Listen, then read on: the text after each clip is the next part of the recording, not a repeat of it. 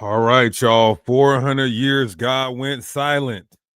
400 years God went silent. Malachi to Matthew, also known as the intertestamental period. Mic check. Let me know if I'm good, y'all. Let me know if the audio and visual is good. All praises to the Most High. All praise to the Most High. These guys definitely need to sponsor me. Y'all need to sponsor me. I mean, at the end of the day, I don't be paying for these. That's all I'll say. But Esau, you owe down, nigga. So the intertestamental period, when heaven went quiet, we're gonna talk about it today. Malachi to Matthew. All praise to the Most High. Make sure you guys like, share, subscribe. Like, share, subscribe. I should be joined by my dear beloved brother, Hassad Karab, in the building today. I don't have my soundboard, but it's all good, y'all. How's everybody doing? How is everybody doing? Shout out to my brother, the clothing line, Above All Nations. Look up Above All Nations. And also make Babylon fall again. Always support the sister at YasharalaTrends.com. I want to give a shout out to those two beautiful people, beautiful companies.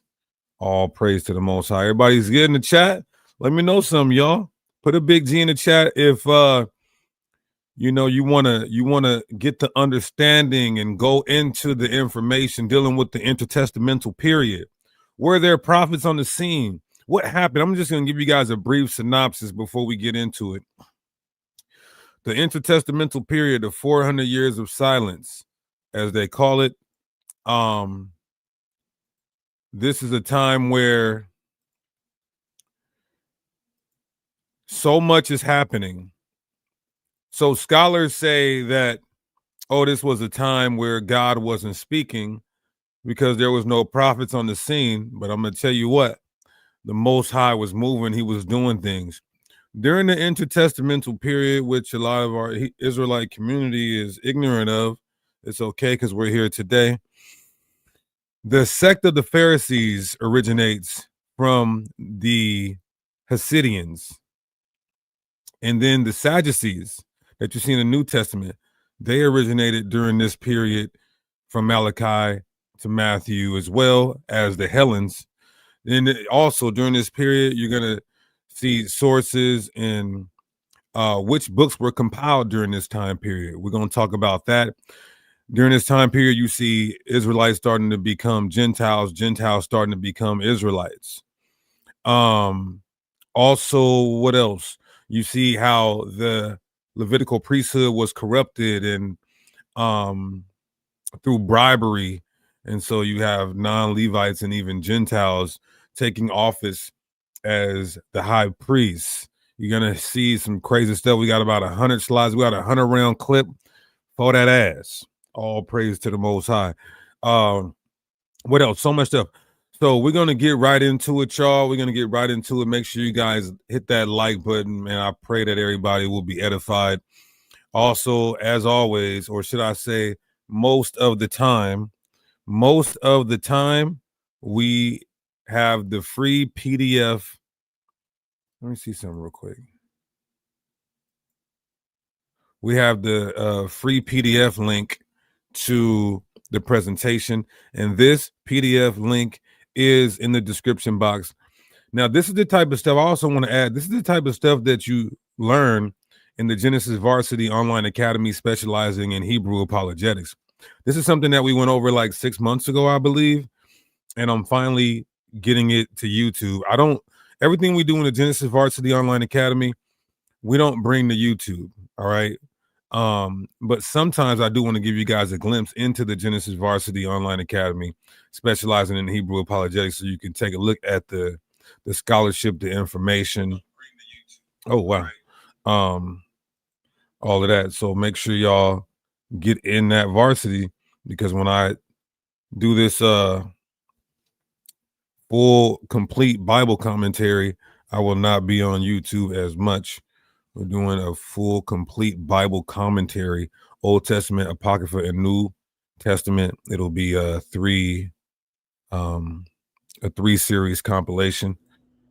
All praises, probably the biggest piece of work in my life. So you'll have the Bible on one page, you'll have our exegesis on the other page. I'm talking about of the whole Bible. So, yeah. What's up, brother Hassad? Hey, give a proper introduction. All praise the Most High. Peace, family. What's going on? Got another important class for y'all tonight. Try to make Friday nights especially informative. So tonight we're going to be going over the intertestamental period. That is the period between Malachi and Matthew, for anybody that isn't familiar. So all praises to the Most High. All good. All right. Make sure you guys share this. Get it to your aunties, your mamas, your uncles. This actually shows you why and how those white people today over there in the Holy Land were able to call themselves by our name, and then also how we were being called by their names. So this is going to be some very pertinent information that we're going to be going through here. We're going to be going through the Bible, extra biblical sources, and so on. All right. So with that being said,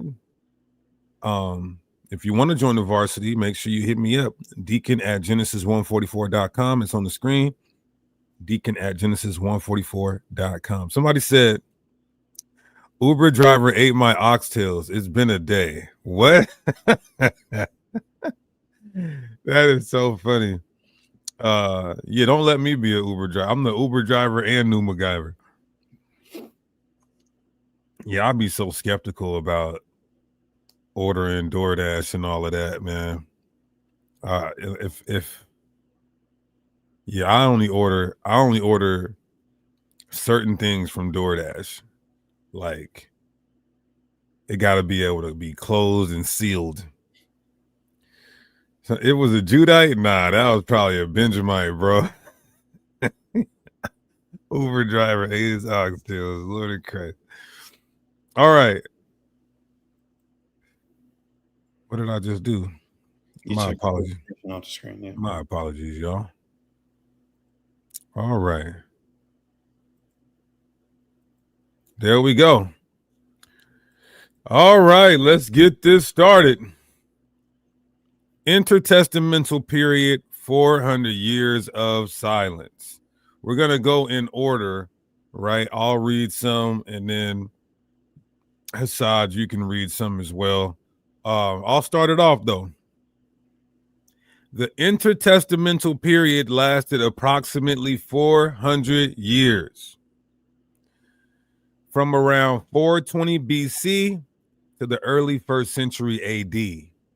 Now, we're going to be going through some key points in this timeline. Malachi, marking the end of the Old Testament prophetic period. 333, Alexander the Great, he conquers the region, leading to the Hellenistic influence. 165, we got the Maccabean revolt against the Seleucid rule, leading to the establishment of the Hasmonean dynasty. That was us. 63 BC, you got Roman General Pompey. A lot of people don't know this, but he did sack the temple, but he didn't level it. He kind of defaced it, damaged it, but he didn't level it like Nebuchadnezzar and like Titus Vespasian. So Antiochus and Pompey, they both did some destruction to the temple, but did not level it. They captured Jerusalem, marking the beginning of the Roman influence. 4 BC, circa, we have the birth of who the world calls Christ, marking the transition into the New Testament period, as in the writings that we see, because we do not teach that we are in the New Covenant. This period is significant for the development of Judaism and the context leading to the New Testament. Which books of the Bible were composed during this time? Because they say that God is not talking, God is silent. True in the sense that in prophecy, but he's definitely imparting wisdom so that we did compile some books during this time. Now, while no books accepted into the Protestant canon were written during this time, and I find it so odd, Hassad, that Hebrews, 2nd John, Jude, 2nd Peter, Revelation. 7 New Testament books were disputed and called forgery and weren't accepted in some of the earliest canons and writings, but they accept those today. Wasn't Protestant. Revelation, or is that Martin Luther who considered Revelation to be anti-leguminous? Or I'm not sure. I'm not sure he said Revelation, okay. but we see the Apocrypha books in some of the earliest canons, but they won't accept those. How ironic and hypocritical. Several important religious writings were composed, many which are found in the Apocrypha or deuterocanonical books, depending on your tradition. What is deuterocanonical, everybody? The second canon. So there's the first canon. Oh, we consider these authoritative. And then there's the second canon, the Apocrypha. Oh, they're not as authoritative, but they're useful.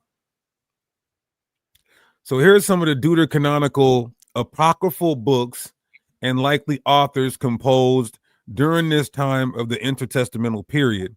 You have First Maccabees, unknown Judean historian, about 100 BC. It's pro-Hasmonean writer, likely eyewitness or near contemporary. You have Second Maccabees attributed to Jason of Cyrene, 124 BC. Jason wrote 5-volume history, but the abridger's name is unknown. You have Tobit. Now, of course, Tobit is 8th century, but they're saying that it was composed during this time period. Unknown Jewish writer. I hate saying that word, but whatever. Possibly from diaspora, 200, 100 BC. Possibly written in Aramaic or Hebrew originally. Then you have Judith. They're saying Judith is composed during the intertestamental period. Unknown Israelite author, 150 BC, may reflect Hasmonean error, likely written in Hebrew. Yeah, Wisdom of Solomon.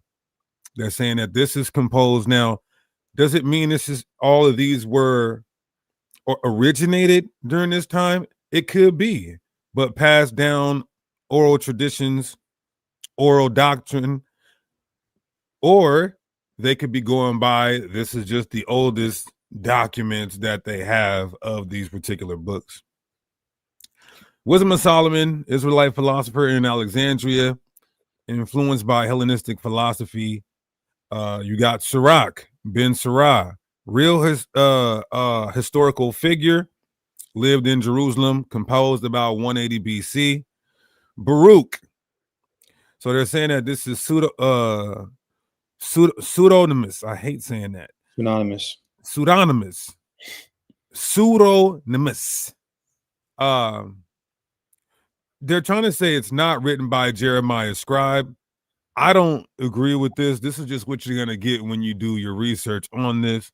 I believe Baruch actually did write that, but they're saying that this was composed during the intertestamental period, written to encourage Jews in exile under persecution.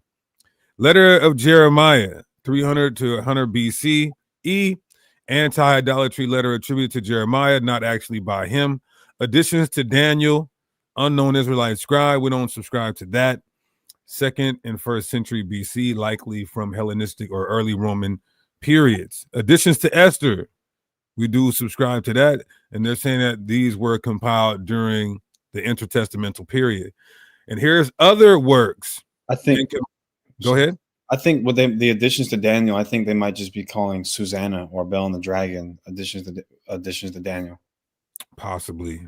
Yeah, because the Daniel's in both of those, so I think that's what they're talking about. Okay.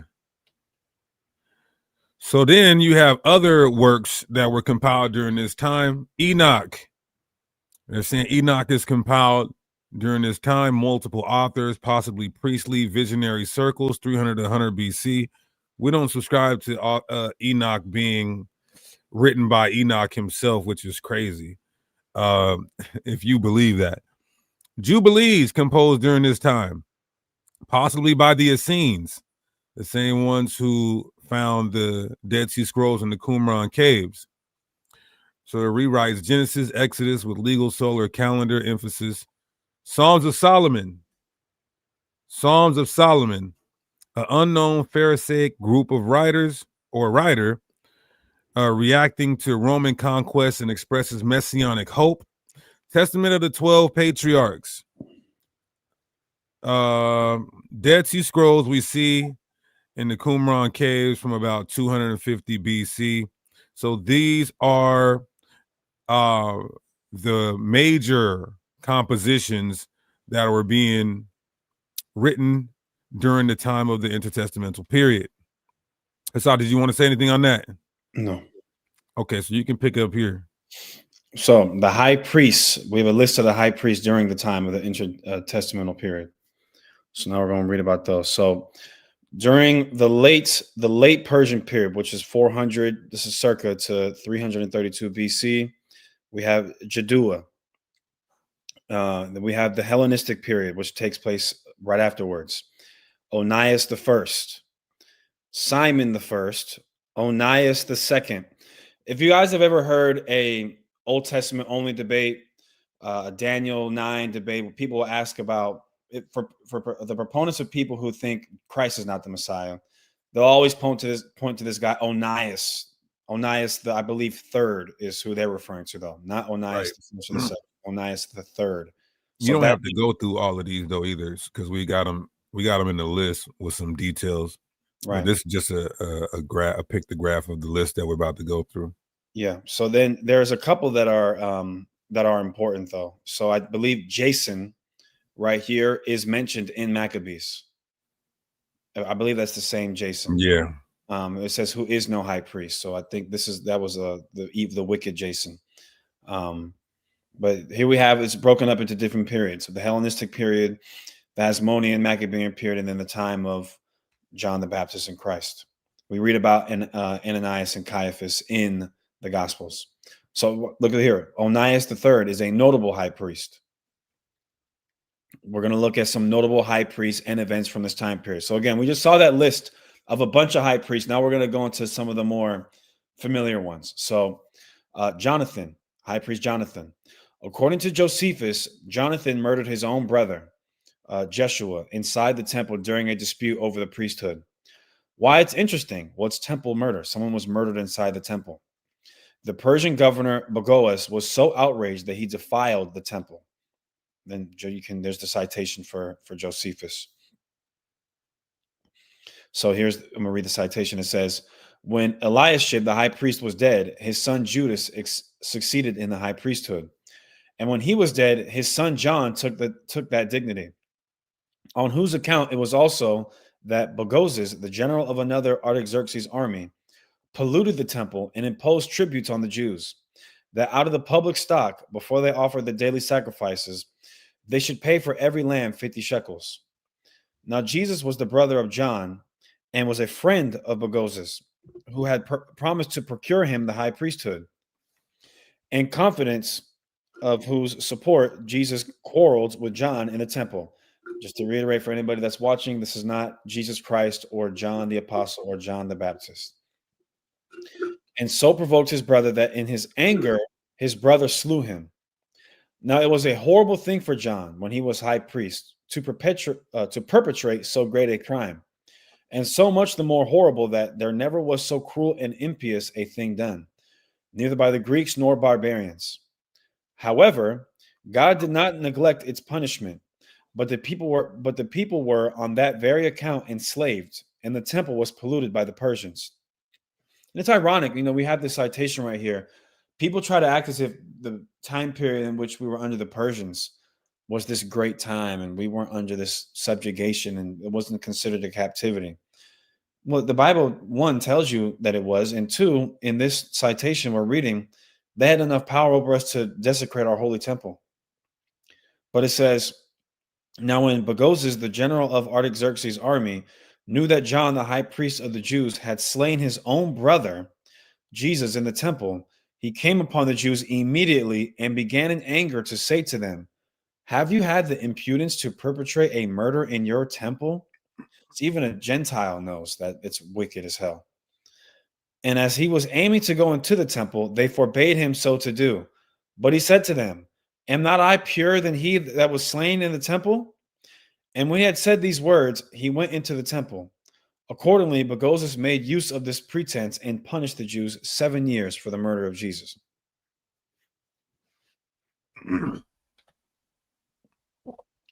So here's another not infamous, but another high priest. This is Jaddua. According to Josephus, Jaddua met Alexander the Great outside Jerusalem. Supposedly, Alexander bowed to the name of God and spared the city. Why it's interesting, it's a rare intercession between Jewish history and one of the world's greatest conquerors, who at that time was by far the greatest conqueror the world had ever seen. Yeah. So when they say that, oh, the book of Daniel's a forgery, because a lot of scholars say that Daniel's a forgery is pseudepigrapha. I mean, it's somebody saying that they're Daniel, but they're not. And it's from the 3rd century and not the 6th century.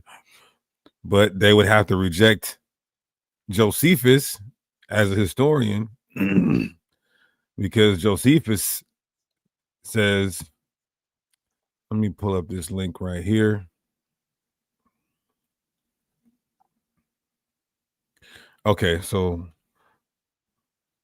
look what this. So this is 329 and 329, and this is Antiquity of the Jews. I think this is book. What is that? 11? Yes, it looks like 11. 11, section 329, and it says. When we say Alexander was great, that's one his name is Alexander the Great, and is great because of his military prowess and the expansion of his empire. That's what we're referring to. Why doesn't this want to zoom in? This is not good. Okay, I'll just read it. You guys can look it up for yourself.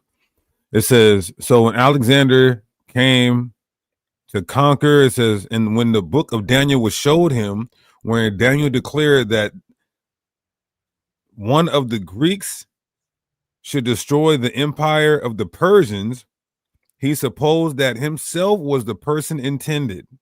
Alexander, and as he was then glad, he dismissed the multitude for the present, but that they might pay no tribute on the 7th year.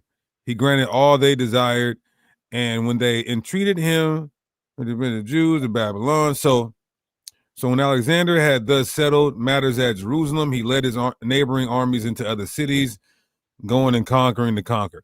So this is just an account where Josephus is saying that when Alexander encompassed us to conquer us, we showed him the book of Daniel. We showed him we knew it was prophecy so that we didn't resist. And therefore, he didn't put us in captivity, but still subjugated us. But then when he died, his generals after him put us in that hard bondage. Okay, so here's Onias the third. This is who they say is being spoken about in Daniel 9 and not Christ. Onias the third, 200 to 175 BC. The drama is he's the last legitimate Zadokite priest, removed and unalived under Seleucid influence. His ouster triggered major unrest. He died. He actually was unalived in Syria. Why it's interesting is death marks the start of the Hellenistic interference and sets up the Maccabean revolt. They were at this point, we at this point were completely fed up with real individuals. I was going to say real niggas. Real living legends of our community, power figures of our nation, of our people, being, unalived in horrific ways. So the sources on Onias the 3, you can read about that in 2 Maccabees 4. Josephus again. Josephus speaks about This time, upon the death of Onias, the high priest, they gave the high priesthood to Jesus, his brother. For that son which Onias left was yet but an infant, and in its proper place, we will inform the reader of all the circumstances that befell this child. So I'm not going to read this whole thing. You guys should know about what happened with Onias making a deal, with Menelaus and that bribery. Then you have Jason. Jason, Onias III's brother, bribed the Seleucid king to steal the priesthood, push Hellenistic reforms like gymnasiums near the temple. Crazy. Why it's interesting, he's seen as a sellout to Greek culture. His fall came when Menelaus out-bribed him. You can read about that in 2 Maccabees 4. So starting with this guy, this is more major Hellenistic influence. A gymnasium near the temple is crazy, Hassad.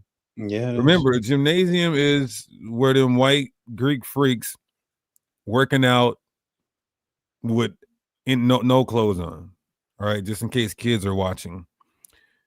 He wanted these gymnasiums set up near God's holy temple. Menelaus, he's not even from the priestly family, bought the high priesthood and became a hated figure. His actions helped trigger the Maccabean revolt, him and Jason. Why it's interesting, represents the corruption and degradation of the temple leadership. Also read about this in 2 Maccabees 4 and 5.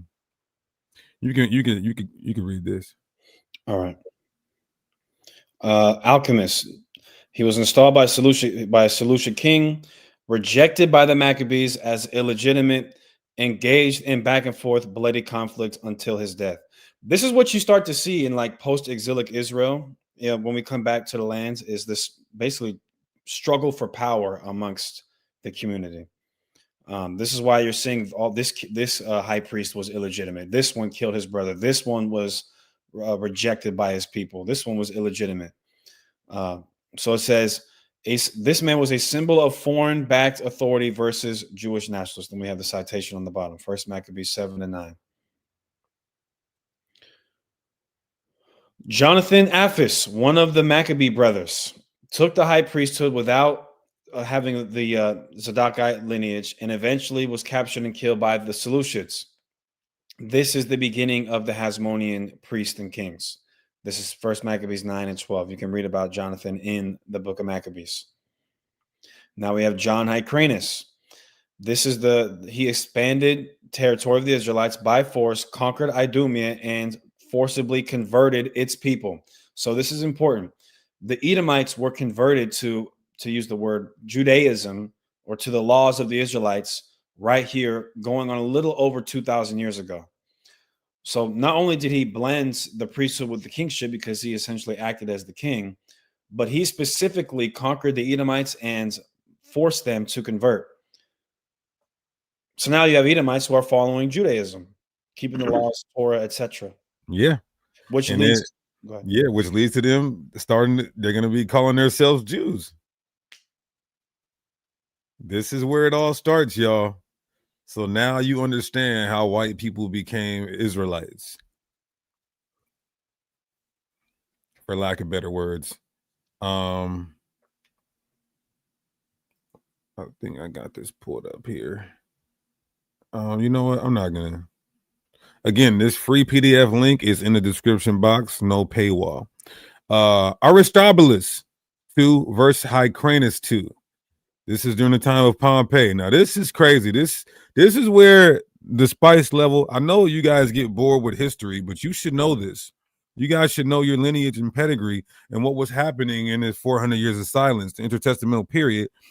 But this is where it's going to start getting spicy, my boy. Brothers who fought a civil war for the throne and priesthood Rome. Pompey intervened and took over. So people asked me, why didn't Rome just come in and completely destroy the Hasmonean dynasty immediately because we were selling out, helping Rome. It's going to tell you this. So why it's interesting, their family feud brought Roman domination over Judah. So while we're fighting each other, Rome is like helping one side and not helping the other. But while we're fighting each other, Rome was able to completely subjugate us. We're going to go through that a little bit more when we keep going in the slides. Antigonus to Mattathias. This is 40 to 37 BC. This is where you get the time of, oh, that's it. I forgot. It's been 6 months. So what happened is when Pompey was fighting against Julius Caesar, when Pompey is fighting against Julius Caesar, they basically made Israel take one side or take the other side. And so we were involved in this Roman war, this Roman civil war between Julius Caesar and Pompey. So Mattathias, the last Hasmonean ruler, executed by the Romans after Herod took power. Herod the Edomite. Why it's interesting, the brutal end of the Hasmonean dynasty and the rise of Herodian rule. So you see, Julius Caesar wasn't going to let this Hasmonean dynasty keep going. This is the time he's in control. Around 44, I believe, BC. I got to fact check that. During this time, we find the inception of the Pharisees and the Sadducees. Where do we get the Pharisees and the Sadducees? They formulated their origins are in the intertestamental period. I had a video. Let's see. Two of the most common groups mentioned in the New Testament are the Pharisees and the Sadducees. And these two groups of Jewish people were opposed to one another and also set in opposition to Jesus in the Gospels. So let's take a look at what they believed and some characteristics of their groups. So the Pharisees were experts on the law, or the Torah. The Torah is the first 5 books of the Old Testament and includes the laws that were given to Moses and given to the people of. Oh, fact check though. No, Julius Caesar died in 44, excuse me. But he still was not about to let no power outside of himself exist, just for the record. Israel. Now the Pharisees were experts, and they also believed not only in the law itself, but in the oral law. And the oral law, they believed, was the gift given to Moses for interpreting the law. So the Pharisees not only believed in the letter of the law, they also believed in the importance of interpreting the law. And so therefore, their focus on the laws made holiness or sanctification possible outside of the temple through following the law. And this is why we have just below the picture of the Pharisee on the left, 2 icons to help remember the characteristics of a Pharisee. One is an image of the Torah on the left, another image of the mouth, to remember that they believed in an oral law, in an interpretation of the laws. And later on, after Jesus died, there was some of the laws and interpretations were written down in important books that were used by Jews for centuries and millennia afterwards, which is why the rabbis of today, the leaders of the Jewish people today, are traced back to the Pharisees. After the temple was destroyed, the Pharisees lived on. In the image of the. Okay, he's. We'll just expedite this. So the Hasidian, all right, member of a pre-Christian Jewish sect of uncertain origin, noted for uncompromising observance of Judaic law. The Hasidians joined the Maccabean revolt against the Hellenistic Seleucids, 2nd century, to fight for religious freedom and stem the tide of paganism. They had no interest in politics as such, and they later withdrew from the Maccabean cause as soon as they had regained their religious freedom. Indeed, they fell into disfavor with the Hasmonean rulers. So these would be the sect. This would be the sect that birthed the Pharisees. Tradition pictures them as so devoted to the Judaic law that martyrdom and torture were willingly preferred to the slightest violation of the Sabbath. 1 Maccabees 2:42. No one can say for sure whether the Hasidim is mentioned in the Talmud where Hasidians are or not. A later sect or type, ardent in prayer, meticulous in the observance of the commandments and the Sabbath, may have been meant. Historians tend to explain the disappearance of the Hasidians as a gradual merging with the Pharisees. The Hasidians may also have had a doctrinal influence on the Essenes, an early Jewish sect that flourished in Palestine. Despite a similarity of names, the Hasidians played no part in the development of either the Hasidic mysticism of the 12th century Germany or, more important, the Hasidic movement that arose in the 18th century Poland. What does that mean? I debated a Hasidic Jew before. The Hasidic Jews of today only go back to the 12th century and with the mysticism, the ones who are into mysticism, and then the modern ones, like the ones I debated, only go back to the 18th century in Poland. So the Hasidians from the intertestamental period have nothing to do with the Hasidic Jewish people today. For the record, don't get them confused. So how did these groups evolve? Hellenistic pressure on Judea caused us to say, nah, we're keeping our laws. We're not about to get Hellenized. And those Israelites were considered the Hasidim. And then you have the Israelite sellouts. They were considered the Hellenizers because they followed the Hellenistic ways and then forced it on their people, which is where you get the Sadducees. All the Sadducees doctrine we're going to show you is Greek mythology. That's it. Excuse me. Difference between ancient Hasidians and modern Hasidic Jews. This is just going further on that. The Hasidians are 2nd century BC. The Pharisees are 1st century. And then the Hasidic Judaism today, 18th century, there's no historical connection.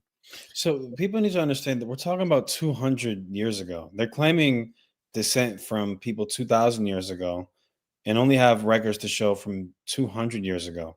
Well, someone might say, well, you guys don't have any records at all. But it's a completely different circumstance.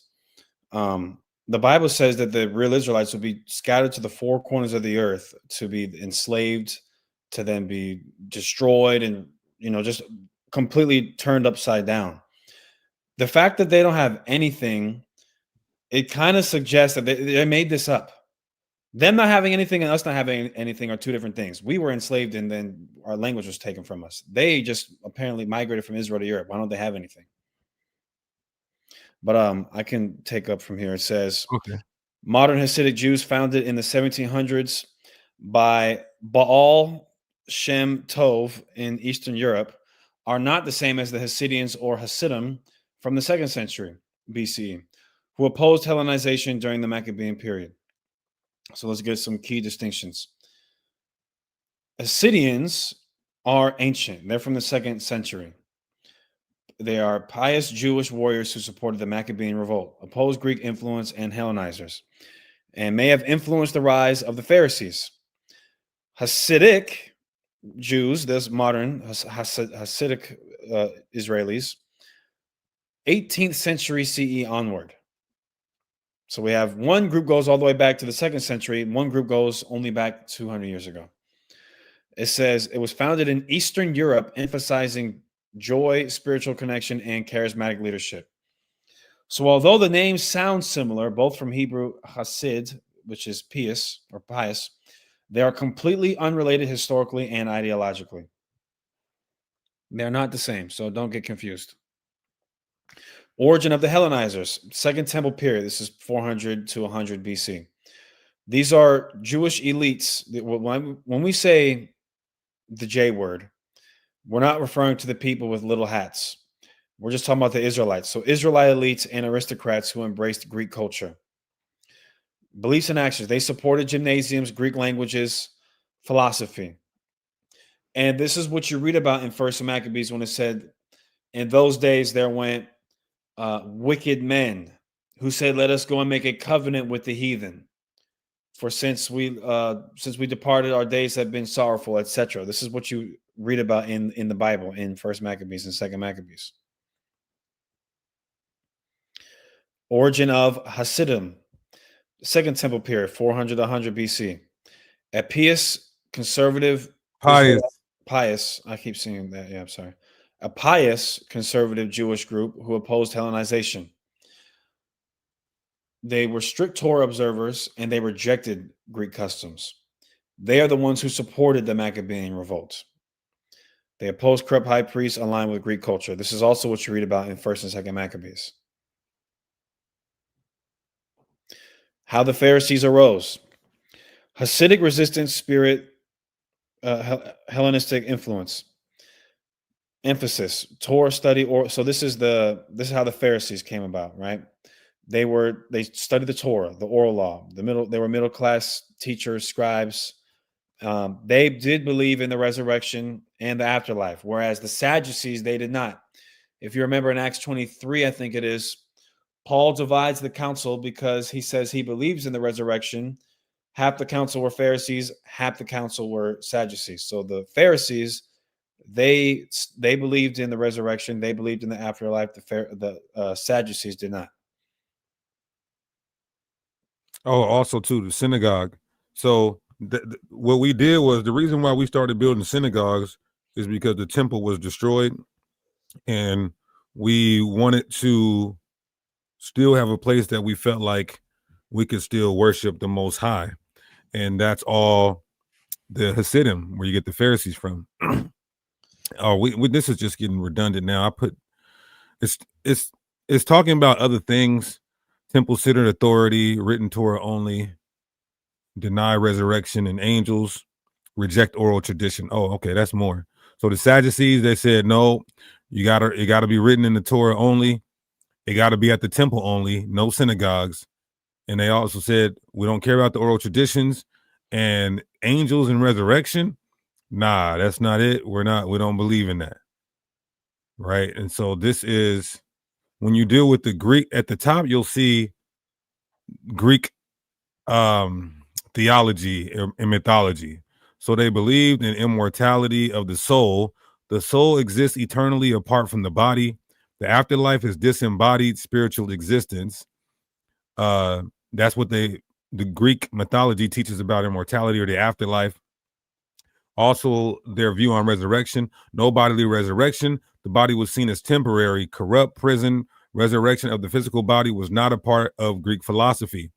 So that's where you see the Sadducees, which are Israelites who started to become Hellenized and believe in Greek theology and mythology, right? Very different from the Pharisees or the Hasidim. So key historical events during this time. Let's talk about that. We talked about the Pharisees and Sadducees, how they evolved during this time. Key historical events: the Maccabean revolt. The Hasidim fought alongside the Maccabees against the Hellenistic forces, which would be actual Greeks and then niggas that sold out and were rocking with them. Hasmonean dynasty, which is going to be from 140 to 37. This would be our dynasty.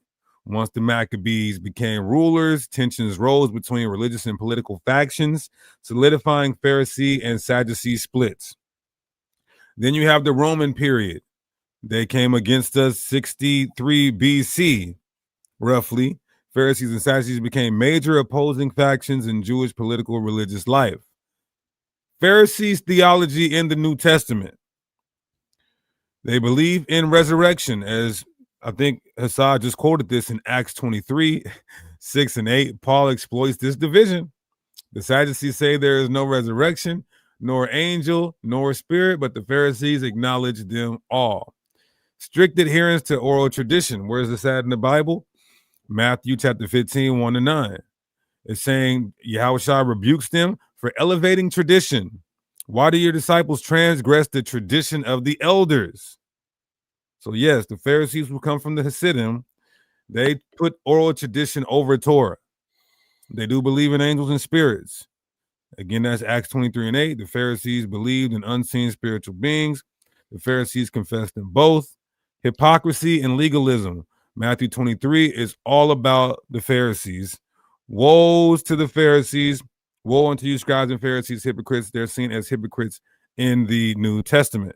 You could start this right here. Yeah, and I just wanted to say too, this is why it's important to know this stuff, because when you see these words in the New Testament, Pharisee, Sadducee, Zealot, etc., people automatically assume Pharisee just means like a bunch of bad guys, when Pharisee is just essentially a theological identity within the broader Judaism, if that's the word we want to use.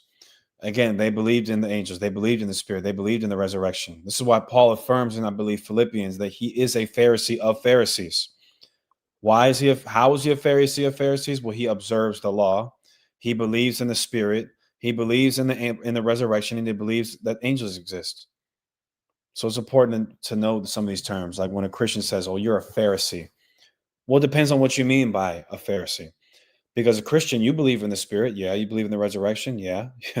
You believe in angels, okay. Well, then in certain contexts, you would be a Pharisee, dummy, but you don't know.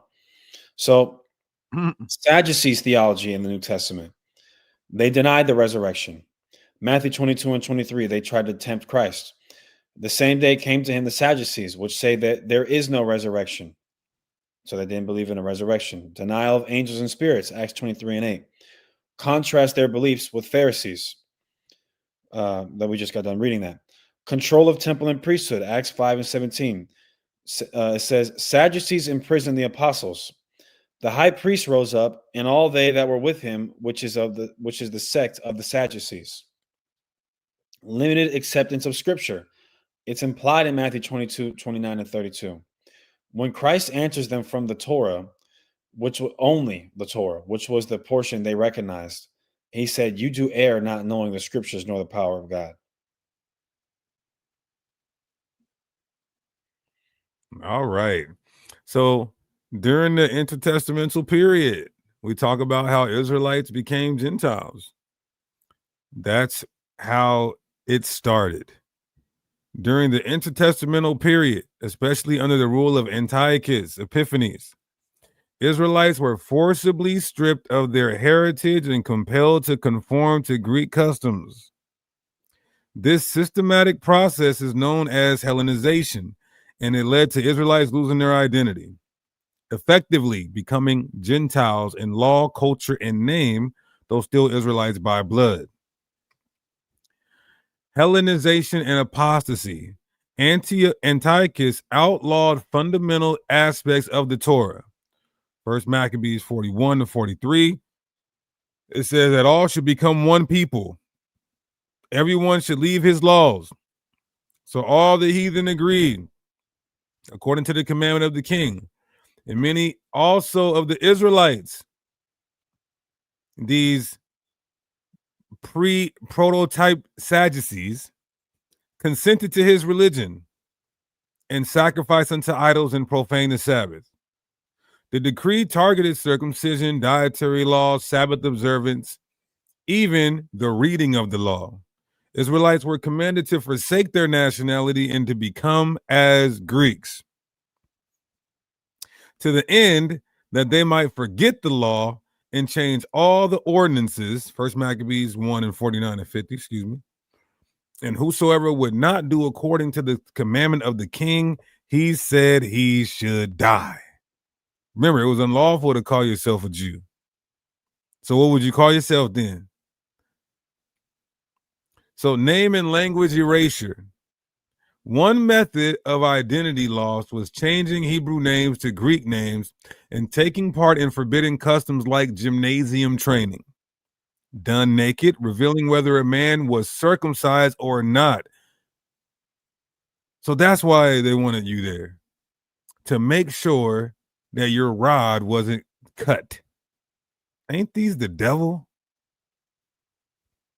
This is why they say, all right, you guys got to work. You guys got to work out. It's going to be an ordinance that you work out naked in the gym, so we can make sure we can look at your rod and see if it's cut or not. Second Maccabees 4:10-15. The high priest Jason forthwith brought his own nation to the Greekish fashion. He brought up new customs contrary to the law, not setting by the honors of their fathers, but liking the glory of the Grecians best of all. You can go ahead, Asad. All right. So some Israelites physically fled or hid their lineage to avoid persecution. Others assimilated so deeply they were indistinguishable from Gentiles in appearance, speech, and law. A reality that laid the groundworks for terms like uncircumcision and strangers being applied to scattered Israelites in the New Testament. First Maccabees 1:11, it says, in those days there went out of Israel wicked men. They built a place of exercise at Jerusalem according to the custom of the heathen and made themselves uncircumcised and forsook the Holy Covenant. So here's an example of Israelites that are now adopting Gentile state of mind. Now, does that mean every time you see the word Gentile in the New Testament that it's an Israelite? No, it doesn't. So just keep that in mind. New Testament proof. Here's some New Testament proof where the Israelites are being called Gentiles. Ephesians 2:11. Wherefore remember that you being in time past Gentiles in the flesh. So the reason why they're calling these guys Gentiles in the flesh is because who are called uncircumcision by that which is called the circumcision in the flesh made by hands. So they're being called Gentiles because they are uncircumcised in the flesh.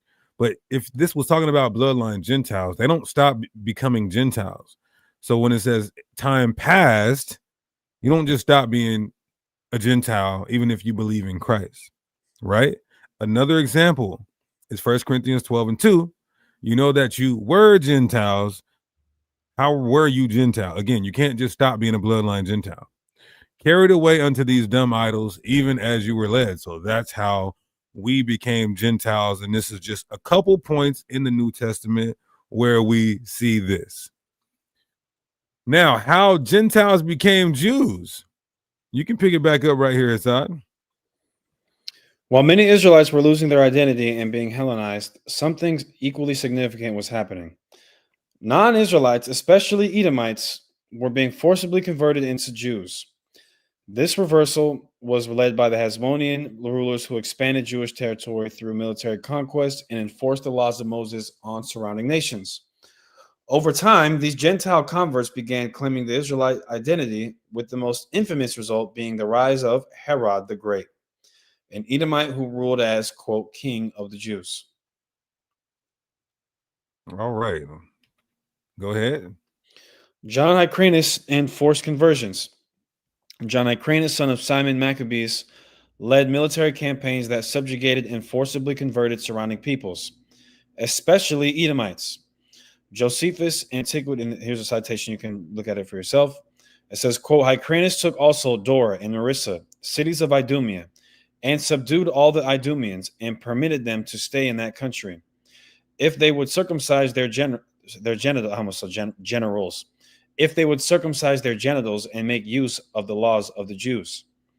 And they were so desirous of living in the country of their forefathers that they submitted to the use of circumcision and of the rest of the Jewish ways of living. So they didn't just stop at circumcision. They stopped eating pork. They potentially wore fringes. They adhered to every part of the law. At which time, therefore, this befell them, that they were hereafter no other than Jews. Wow.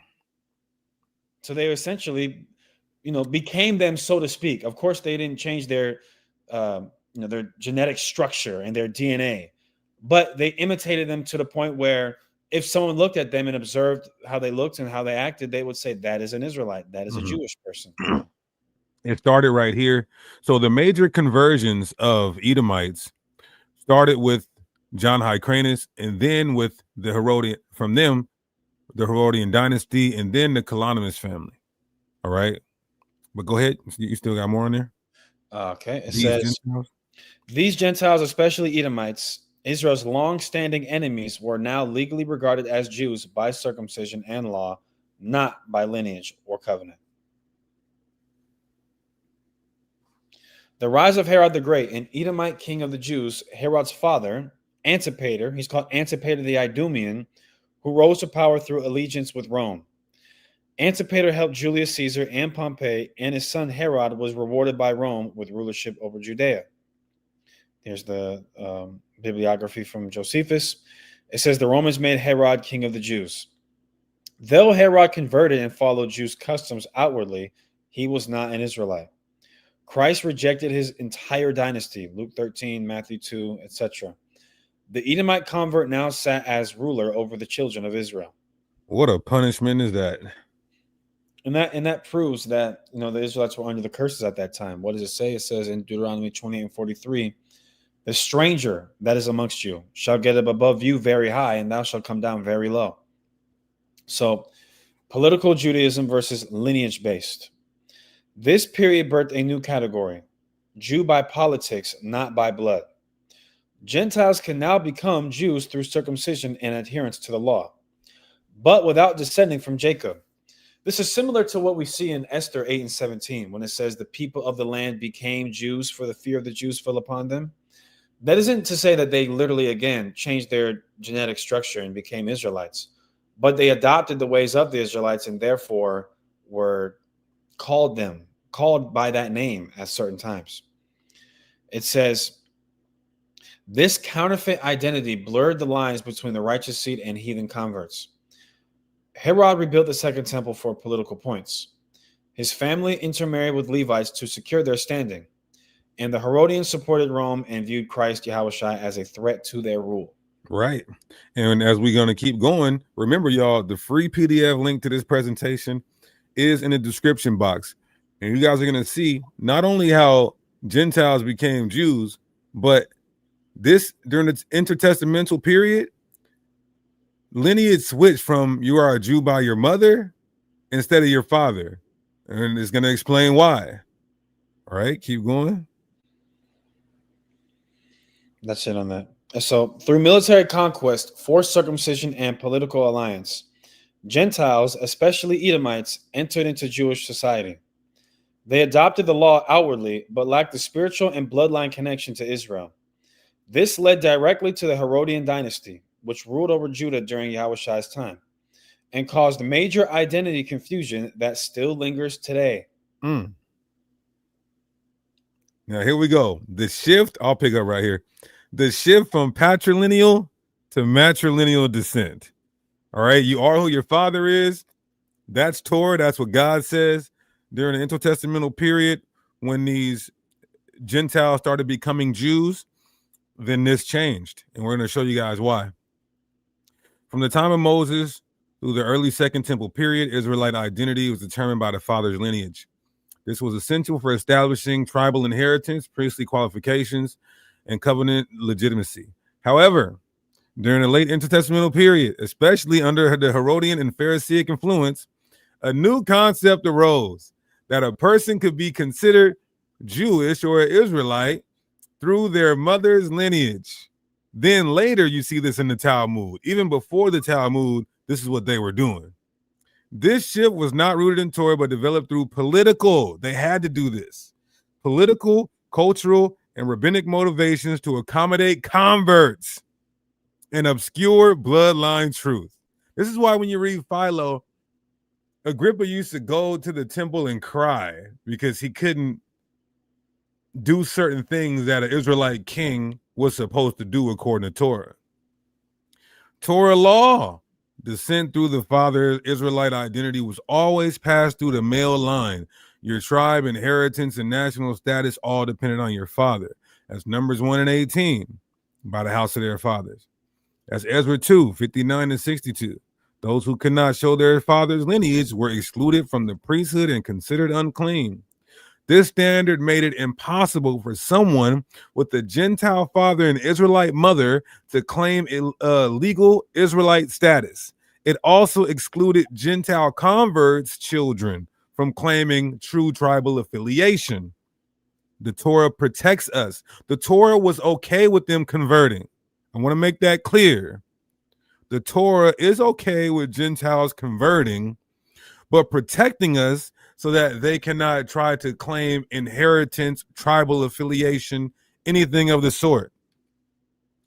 So what was the reason? The political motivation for matrilineal descent. As Gentile converts, like the Edomites, rose to power and married Israelite women, you're going to see a new legal loophole was adopted. You are a Jew if your mother is a Jew. This served political goals. Which ones? It legitimized Herod's mixed lineage. He had an Edomite father and Israelite mother. And that whore, I got to call her one, from the Hasmonean dynasty, this Levitical queen, married this Edomite. And now we got the people over there today because of that. You follow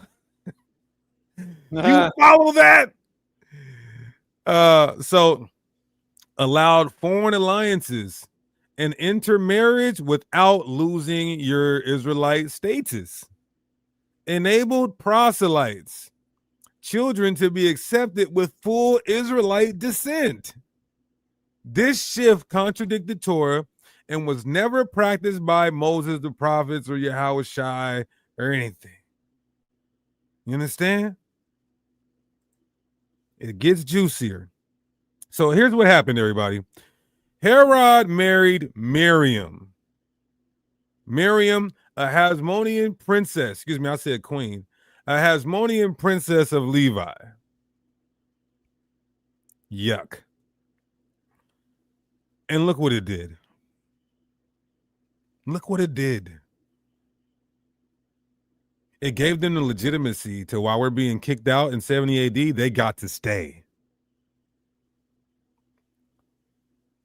Who was Miriam? She was the granddaughter of John Hyrcanus. Her father did a great job destroying them people and subjugating them, and then she wanted to marry him. A Hasmonean ruler and high priest. This means she was from the tribe of Levi, specifically the priestly lineage. In Josephus 14, Antiquities 14:12. Now Herod was already married to a wife out of his own country, but he married Miriam, the daughter of Alexander, the son of Astrobulus, and the granddaughter of Hyrcanus. Astrobulus, her grandfather, was both king and high priest, a Levite, but not from the tribe of Judah. So that's who she was. That's who started this madness. Now, because Herod was conscious that he was hated by the Jews. Wow. Why? I thought that, see, while they're claiming to be legitimate, we knew they weren't legitimate.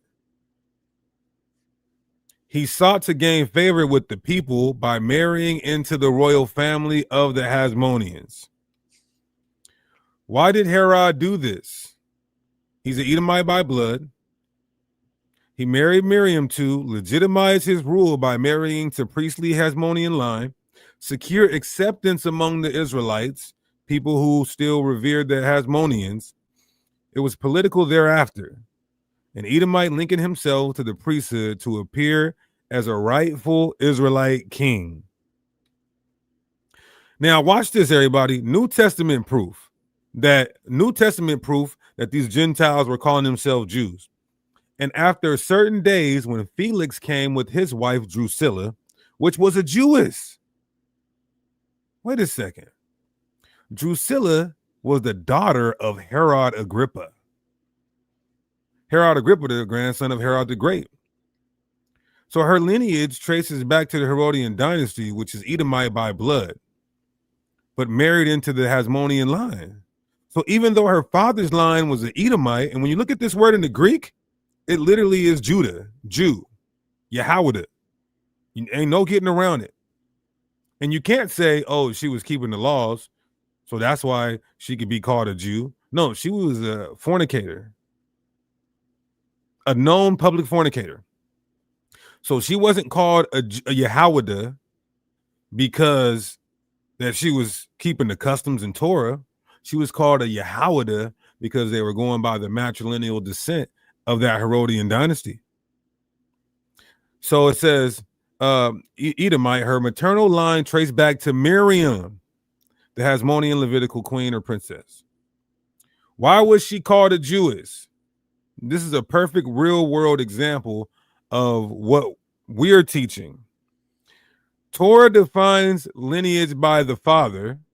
So by blood, Drusilla was not an Israelite, but due to the Herodian marriage and the Levite priestly lines and matrilineal tradition that arose post-Maccabees, Drusilla was recognized legally and socially as a Jewess. This demonstrates that the rabbinic and Roman acceptance of Israelite identity through the mother, even though the Torah doesn't support it. You can go ahead from here. So by the time we get to the book of Acts, the Herodians, who are Edomites by blood, had successfully rewritten identity through their marriages into the Levitical priesthood and the rise of matrilineal descent.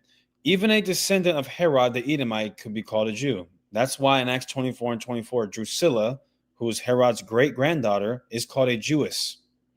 Not because of what the Torah says, but because of rabbinic and Roman politics. And isn't it ironic that nowadays we have the people who are claiming to be Israelites, they say that's by your mother. When we see the origin of this hypothesis goes right back to Esau. Isn't that interesting? Mm-hmm. So the origin of maternal lineage, being an Israelite, goes back to Edomites. And now we have a group of people running around calling themselves Israelites who go by the same line of reasoning. See that? So Acts 24 and 24 proves the identity distortion. Drusilla was called a Jewess, but her paternal line was Herodian, which is an Edomite. She was only accepted as Jewish because of her mother's Levitical blood, reflecting the post-Maccabean shift from the patrilineal to matrilineal descent. And this is why you do have Paul speaking on this. Paul speaks on this in Romans 9, which a lot of Israelites, sadly, I digress. So yeah, he talks about this same thing here. Paul actually rebukes this. That's why he says pertaining to the flesh. Why would he have to say that? Romans 9 and 3, according to the flesh, who are Israelites, to whom pertaineth the adoption and the glory and the covenants and the giving of the law. Because there are people calling themselves Israelites who are not of the flesh of the Israelites. Duh. So verse 6, he says, not as though the word of God have taken none effect, for they are not all Israel, which are of Israel. That means there are some people calling themselves Israelites in his day that are not Israelites. Neither because they are the seed of Abraham are they the children. So he says, and it don't matter if they're an Edomite or an Ishmaelite, or if they come from Abraham. They're not the children, but in Isaac shall thy seed be called. So you're only an Israelite if you come from, go back to Abraham go from Abraham to Isaac to Jacob. This is what he says. Speak real quick. Hold on. Right. So again, we just wanted to show everybody the origins of, well, this is more than just the origins of where the European Israelis get the notion that they are Israelites from, but we're covering an array of topics from the intertestamental period, the books between Malachi to Matthew, where they come from, the authorship of them, and then a lot of the events that took place during that time. Because what happens after the Old Testament, in between the New Testament, leads to what happens in the New Testament and why there are things that you see in the New Testament going on, such as Herod being the leader over us, why his daughter or granddaughter is called a Jewess when we know who her family is. And matter of fact, when you read Josephus, there's a part of Josephus when you read Deuteronomy 17, it says the king who's going to be the king over us is supposed to read portions of the Torah. And when Herod was reading the portion of Deuteronomy 17 that the king is supposed to read the Torah, but you're not allowed to elect a king who's not of your brethren, he started to cry. But then our people said, no, Herod, you are our brother. So not only did they hijack it, the Edomites did, I'm talking about our identity, in smaller portions at that time, but we even supported some of those individuals. You see? Right. And so the water too for the subscribe to the channel. All praise to the Most High. So we have Paul condemning people calling themselves Israelites by the mother and calling themselves Israelites who are not actually Israelites. Then you have who the world calls Christ. He's condemning that. Yes, this is an eschatological prophecy, but it also has an initial fulfillment, an immediate fulfillment. During this time in Revelation 2 and 9, he's speaking about the people who are calling themselves Jews and are not. This is the Herodian dynasty and those alike, the Colonimus family at this point too, I believe. So when it says the blasphemy of them which say they are Jews and are not, but are the synagogue of Satan, the immediate fulfillment of this is back then with the Herodian dynasty, Drusilla, Agrippa, the Colonimus family. But it's also for today as well. So I want you guys to understand that when you bring this out. Going back here. Okay, you can pick up. So rabbinic codification, Talmudic justification. Centuries later, this shift was embedded in rabbinic Judaism. For example, so now we're going to read what the Israelis say in the Talmud about a mother being the one that determines the tribe identity. Kiddushin.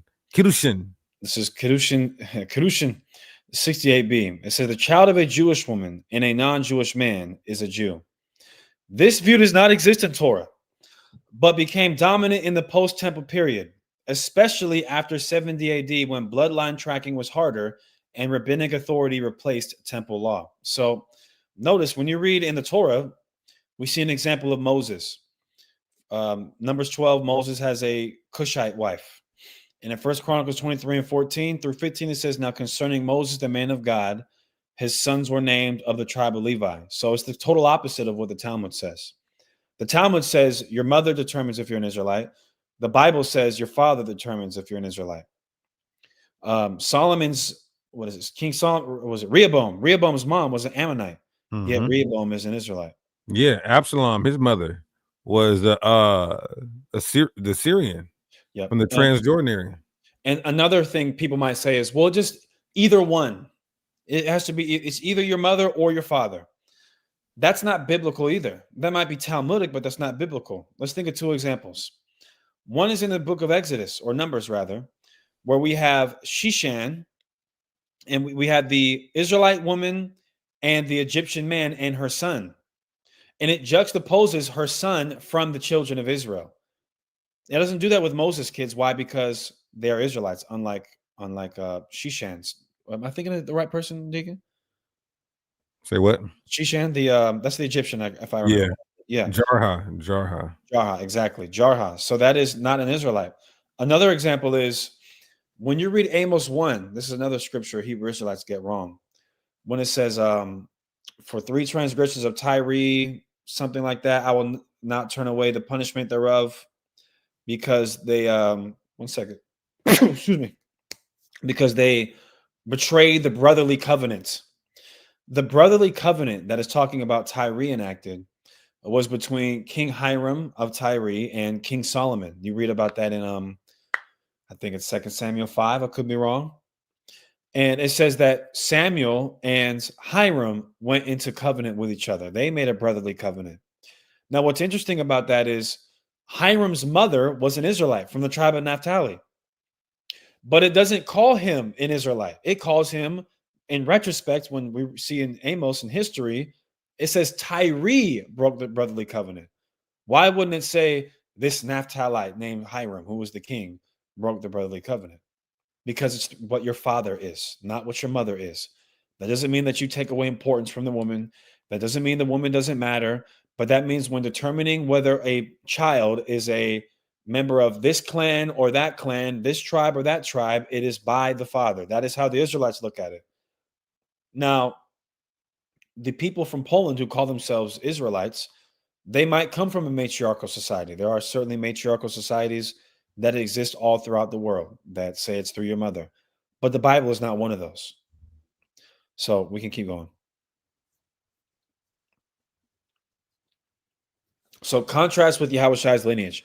Yahushai's lineage was traced strictly through the fathers. That's why in Matthew 1:1, the genealogy of Jesus Christ. the son of son of son of son of son. And the only time where you see women mentioned there is one, his mother, and then two other significant women in his genealogy that are not Israelites. That's why they are that's why they are specifically mentioned, referring to Ruth, who is not an Israelite, and Rahab, who is also not an Israelite. That's the only reason why women are mentioned there. Again, that's not to discredit women or say they're not important, but this is a patriarchal society. That's why we always make mention of, in the Bible, more importantly, always makes mention of our patriarchs, Abraham, Isaac, Jacob. We don't make mention when we're talking about our genealogy, Sarah, Rachel, or Sarah, Rebecca, Rachel, Sarah, Leah, etc., because it's patriarchal. So Matthew 1 gives the legal line of Joseph through David. Luke 3 gives the bloodline via Mary's father, Heli, as Christians assume. Despite Mary's key role, obviously she plays a key role, she's the boy's mom, he is called the son of David, not the son of Miriam. Exactly, because it's a patriarchal society. We can keep going. The shift from patrilineal to matrilineal descent was not ordained by God, by the Most High. It was a political and rabbinic invention used to elevate converts. It's in their best interest to do that. It's in their best interest to say, oh, actually, there's some confusion now, especially after the temple's destroyed. Actually, and especially because they hold the authority, it's through your mother, because they themselves are byproducts of that, of a matrilineal descent, not a patrilineal descent. Yeah, and when you look at the Ashkenazim, they say that they come from four white women from Italy. Mm. So we can keep going. It says, which either way, which that proves that they're not Israelites. Either way you slice it, though. You know what I mean? It proves that they're not Israelites. Well, biblically, more importantly, because if they come from four white women, these four white women from Italy intermarried with all these Europeans to then become who they are today. Well, who do they intermarry with? European men. So they would be what your father is. But they can't if they concede that, then they concede that they're not Israelites. You put a G in the chat if you understand that.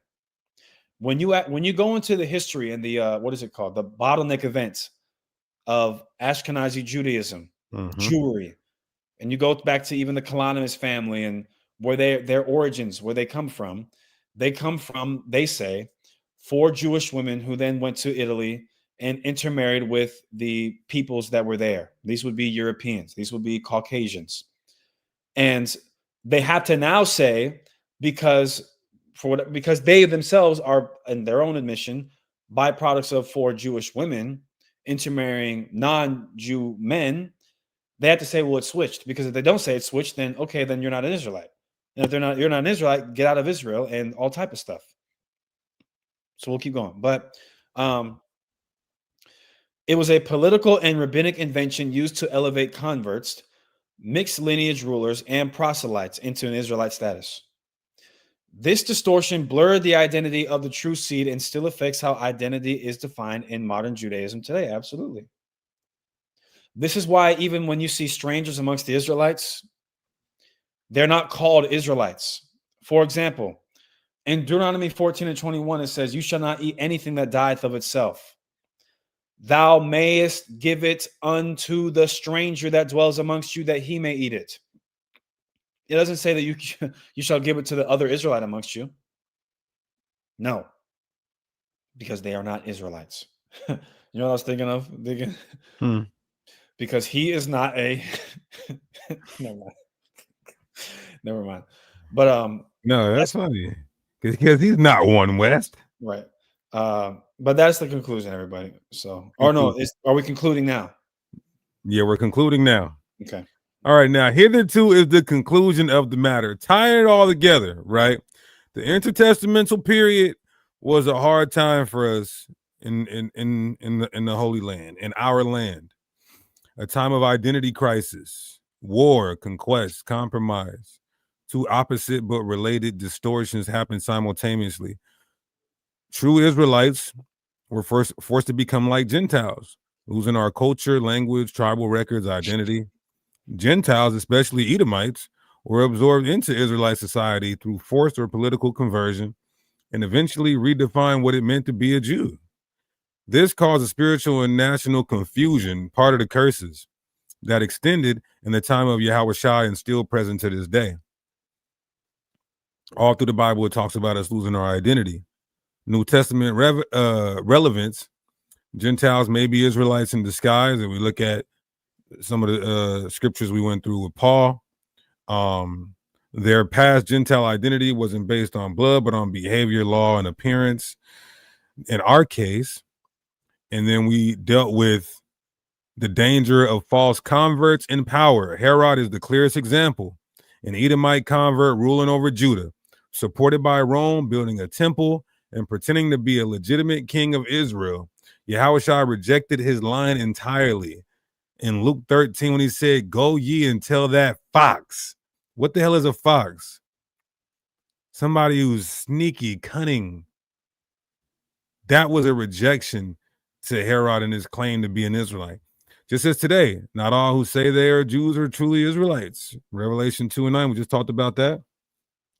Political conversions and genealogical manipulations created false leadership that opposed the Messiah. Today's identity crisis. Who are the real Israelites today? Modern Judaism often accepts Edomite bloodlines, which is a Herodian tradition, follows matrilineal descent, contrary to Torah, upholds rabbinic authority over prophetic lineage. Meanwhile, the true Israelites, of course, Negroes, Latinos, and Native Americans. If you are new to this channel, the true Israelites are the Negroes, Latinos, and Native Americans, according to history, archaeology, and prophecy, have been scattered, colonized, renamed, called Gentiles, fulfilling the prophecy that we have been cut off from being his people. So the intertestamental period shows us how we were hidden, Gentile labels, Gentiles falsely claiming, all right, this is getting redundant. All right, so let's talk about another significant event during the intertestamental period, the rise of the Hasmoneans. How did we get even a little bit of power? Because this was a time period where we had some sovereignty and autonomy. It was right after the Feast of Dedication, all the way up to Pompeii. That was our time of some sovereignty and autonomy, but it doesn't mean we were some type of major power, regional power. All right, I'll let you talk about that.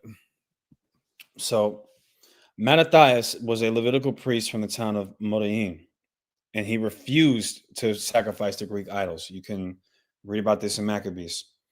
And he deleted a Greek officer and an apostate Jew in 1 Maccabees 2, and sparked a grassroots revolt to defend the law. That's right. Defend that law. Go to war. Judas Maccabees took leadership after his father Mattathias died, was an expert in guerrilla warfare against the Seleucid army, and retook and rededicated the temple in 164 BC. Hanukkah, which is the Feast of Dedication, celebrates this victory. Simon gained political independence for Israel in 140 BC. He became both high priest and commander/leader of the nation. This started the Hasmonean dynasty, combining religious and political power. Perfect. What is the key takeaway from that? They fought for the faith. But the moment they mixed priesthood with kingship, they stepped outside of Torah and planted seeds of future corruption. And then we have the aforementioned Herodians and things of that nature take place. John Hyrcanus and expansion. This is 134 to 104 BC. John Hyrcanus I, son of Simon, took over leadership after Simon's assassination and continued as both high priest and national leader, and strengthened the kingdom politically and militarily. Territorial expansion. Conquered Idumea and forced them to convert to Judaism, expanded north into Samaria and destroyed their temple on Mount Gerizim, and extended Jewish control beyond traditional borders. Yeah, he was trying to do Obadiah. This man, John Hyrcanus, was trying to bring Obadiah 1:18 to 21, because the Bible says, get rid of all of them and take their land. That's prophecy. He was trying to jump the gun, though. It wasn't time. It wasn't time yet.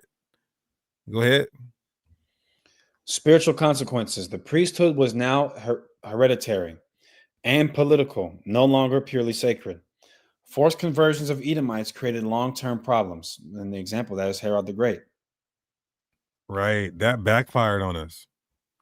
It really backfired on us. Like, if we're going to conquer somebody, don't convert them.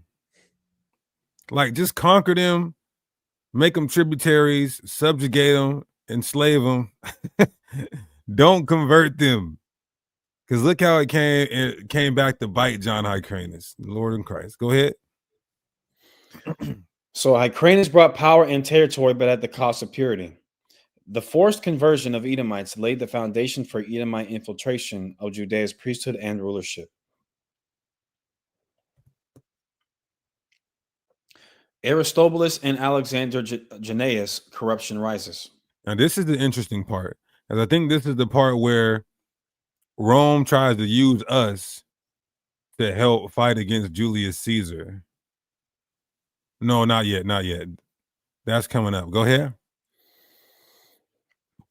So Aristobulus I was the first Hasmonean to declare himself the king of Israel. This violated Torah. Kingship was promised to the line of David, not the Levites. Yeah, he was trying to activate the blessed Melchizedekite priesthood, where you operate as king and priest, like Moses did. Moses was called king first, but he was Levitical priest. King David, of course, king, but he wore the linen ephod. Go ahead. It says he imprisoned his own mother and killed one of his brothers to secure power. Moving like the Greeks. The Greeks and the Romans do stuff like that. Jeremiah's back. Go ahead. All right, we can keep going. Alexander Jannaeus took over after Aristobulus' death and married his brother's widow. He expanded territory aggressively through warfare and aligned himself with the Sadducees and persecuted the Pharisees. Brutality and blasphemy. It says he crucified 800 Pharisees and slaughtered their families. Held feasts and drank wine while wearing priestly robes, mocking the office. A drunk murderer, basically. Caused civil unrest and deepened division among the Israelites. There's some crazy times. Now you wonder why it was 400 years of silence. Look what's going on. When we don't hear from God, this shit happens. Excuse my language. Reader.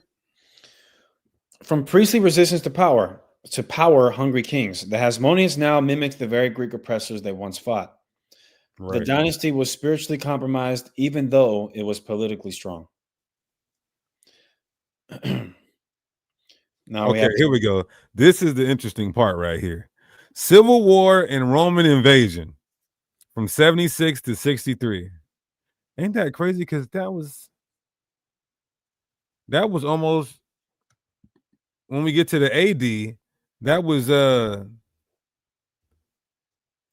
it's always around the 70s where you get crazy stuff happening.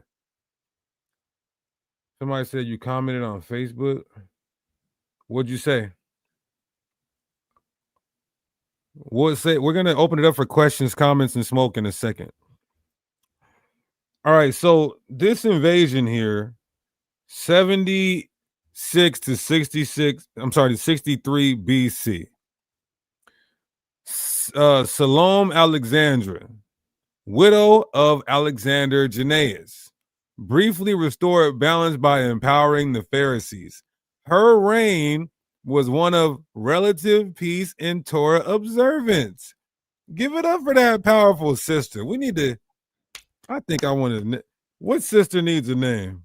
So we could get the sister this name.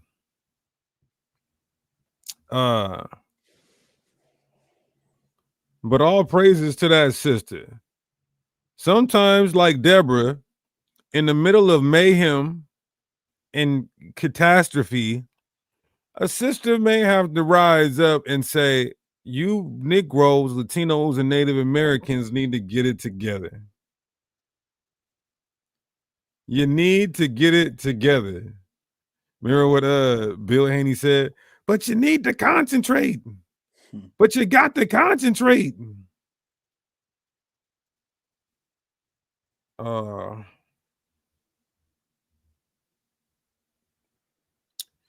So this sister rose up. She had a good reign, and there was peace, and there was Torah observance during her reign.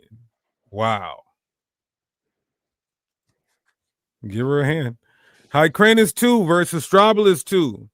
Her sons after her death. So she had 2 sons, and her sons ended up fighting each other. Look at the curses, Hassad. So after her death, her sons fought for power. Hyrcanus 2, he was backed by the Pharisees. Astrobulus 2, supported by the Sadducees in the military. So here's where it gets tricky and Mickey. Both sides appealed to Rome instead of resolving the conflict internally. They invited foreign power. Pompey the Great of Rome intervened. So as we're fighting, as there's a civil war in Israel, Pompey comes in, marches in Jerusalem, enter the temple, and defile the holy place while we're fighting each other. Moral of the story, you should know that. While we're fighting each other, the enemy's working. And the enemy is supporting both sides and still working against us as a whole. So this eternal division and lust for power led Israel to invite Rome, just like how civil strife always opened the door for enemy control. Then what? In the result of that, you have the fall of the Hasmoneans and the rise of the Herodians, because we couldn't get it together. So Antigonus II Mattathias, the last ruler of the Hasmonean dynasty, briefly regained power with help from the Parthians, captured and executed by the Romans, the first time Rome publicly executed a king. Wow. Why do we have to be the first in that statistic? The first time Rome captured and executed a king. And then after that, you have the rise of Herod the Great, the Edomite blood from the family forcibly converted by John Hyrcanus, appointed by Romans as king of Judah, married the Levitical woman, paranoid and brutal, killed Hasmonean heirs, including his own wife. Damn. Prophetic implications, Genesis 49:10. Israel had no defeated king, no Zadokite priest, and was under Roman rule, the perfect setting for Yahushua to arrive. So people always ask, why did Christ have to come when he did? For this reason, the 400 years of silence. For he had to be born in Bethlehem. He had to come while the temple was standing. He had to come when God knew that we wouldn't have a temple anymore to go to be forgiven for our sins, because animal sacrifice did atone for our sins. So that is the perfect timing for him to come. The Hasmonean dynasty began with fire for the Most High, but ended in political compromise, civil war, and foreign domination. The story is a warning. Power without righteousness will always lead to destruction. And that should go for every camp leader and every leader of his own house. Power and control and tyranny without righteousness and balance and checks will always lead to destruction. And that, my friends, my brothers and sisters, was the 400 years of silence in the intertestamental period. Free PDF link is in the chat. Free PDF link is in the chat. Let's open it up for questions, comments, and smoke. Open it up for questions, comments, and smoke. And Hassad, if I breeze through that and you wanted to speak on a couple things, you got the floor right now. No, I think we emphasize some of those points. So I want brothers and sisters to go over this again and just soak up the specific points that are very important, because a lot of it was us reading about different people you've never heard of do different things you've never heard of. But there were some very important points in that entire in the dialogue or in the I can't even talk today. In the presentation. So especially the points that relate to how modern day Jewry ties back to, in their matrilineal descendancy, in its origins, definitely try to brush up on that and memorize that if y'all can. So all praises to the Most High. If you have any questions, comments, or smoke, hit the link. I'll try to be in a better mood than the other day. Everybody's telling me I was a piece of garbage the other day, so I'll try to be nicer. I'm working on it, y'all. Someone said, pray for patience, Assad. I'm praying. Out the water for the super chat donations as well. We greatly appreciate you guys. And if you have a question and you don't want to click the link to join the panel, we can look in the chat for your questions. All praise to the Most High. All praises. Sister says, you guys have esoteric knowledge. I love it, brothers. It's really nothing special. It's really just not being lazy and just studying. Sister, that's all. Take some time to study, lock in, stay focused, laser sharp, anger. Definitely connected some dots, all praises. I pray this don't breeze over Israel's head. Listen, if they want to be lost in the sauce, then you know that's on them. We're putting the information out there with the free presentation. Yeah. So they're just going to be the lazy ones and ill-informed and uninformed. And it's important that we do this, but I want to give this kind of like caveat to it. When we put the free PDF link in the description box, that is one, because we want y'all to have this information accessible to learn free of charge. In no wise is that a handout in terms of this. I'm not getting ready to ask for money, just in case I know someone was thinking that. We're trying to teach people how to fish. We don't want to just fish for you. We want to give y'all the game so that y'all can then take it and run with it. It's too much in the community where and I just had to call a spade a spade. There's too many parrots and there's too many monkeys in the truth, man. There just is. And it just is. I got to call a spade a spade. There are too many brothers and sisters who, and this is not in specific to one topic at all. This covers an array of topics and not just the Bible. This is everything. You don't want to just repeat what you hear or imitate what you see. You want to be able to know something is true because you know something is true. And even if you're not a great orator, like I'm not a great orator, but I'm able to, explain my position and why I believe the things that I believe. Because I don't just say, oh, well, I heard it from Deacon, so, it's got to be true. And you shouldn't say that the same thing with me. Oh, well, I just heard it from Assad. You should be able to hear from me, research it, and then confirm that it's true. Maybe there's a point that I missed that you pick up on, and then you can add that to your repertoire. Don't just be a monkey or a damn parrot. A monkey repeats what they see, and a parrot repeats what they hear. So definitely don't want to see that. But if you got any questions or comments, we have the link pinned in the live chat. Somebody said like Queen Elizabeth being black. What's funny is people, and I'm going to very, very briefly touch on this. And it's not a big deal. I don't think it's a big deal if you believe King James is a black person. That's of no importance to me whatsoever. But this is what I mean. Here's a prime example of what I mean by people who repeat what they see and repeat what they hear. People will refer to me the book Nature Knows No Color Line, and these people haven't even read that book. I read that book 10 years ago when I was in high school. I used to walk around with a stack of books and put it on my table and think I was just Billy Badass. But just fact check things, family. That's all I'm trying to tell you. Exactly like Miss Red said, just fact check. We got Noble on the stream. You're live. What's going on? Hey, man, I just got a quick question. Okay, Ronan, welcome to the show. Oh, before I get you on, Ronan, again, that presentation was a glimpse into the Genesis Varsity Online Academy specializing in Hebrew apologetics. So if y'all enjoyed that and you want to enroll, hit the email on the screen. Go ahead, Brother Ronan. Hey, so I just came on to ask, can you please do one day, I've always been curious about this.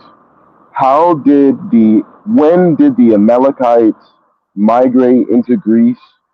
And then can you explain how the Edomites there spread into Italy? And just like go into detail mainly, because it's like every time I try to go on the internet and I try to find stuff about it, I know the Septuagint calls him the Macedonian and Malachite, right? I know that, but it's like when you try to find the history of it.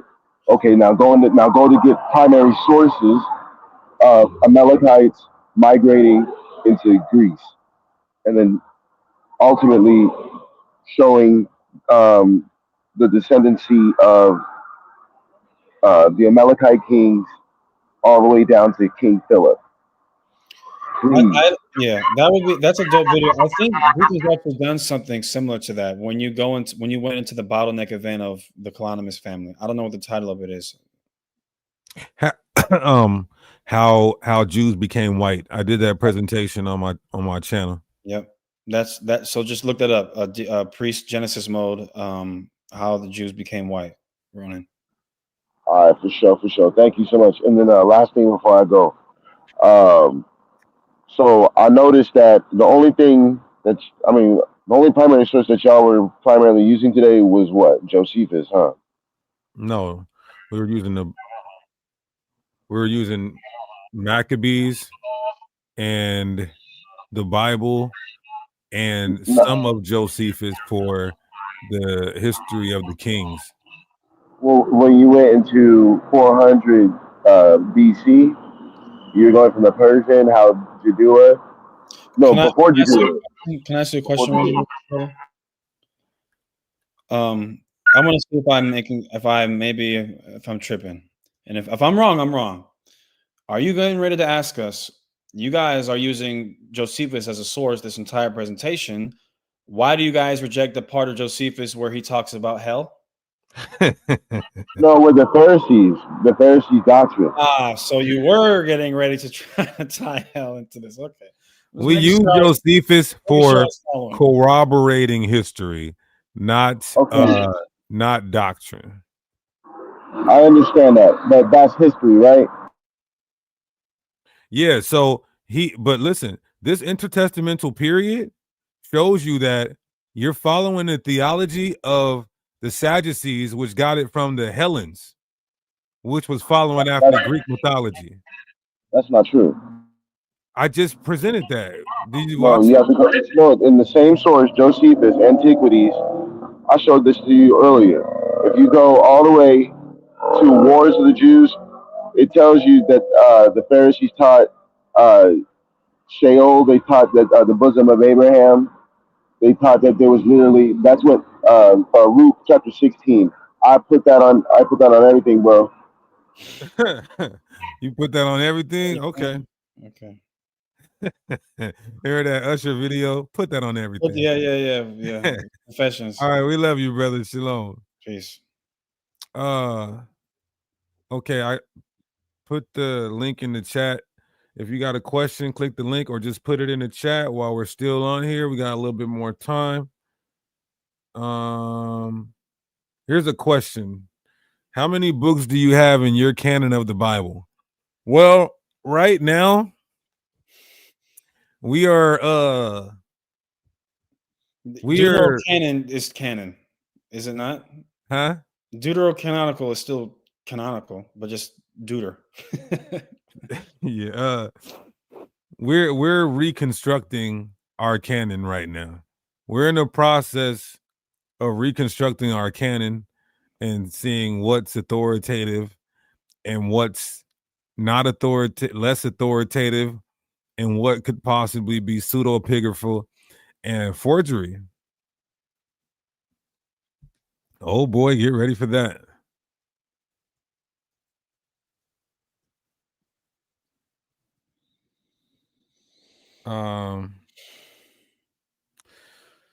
Who are the great multitude in Revelation? If they are Israelites, how can we prove that? In Revelation 7, you get the 144,000. Then you get the innumerable multitude. And the evidence that suggests those are Israelites is because they're coming out of great tribulation, which is also known as Jacob's trouble, which is also known as what the elect are going to be in, according to Matthew 24.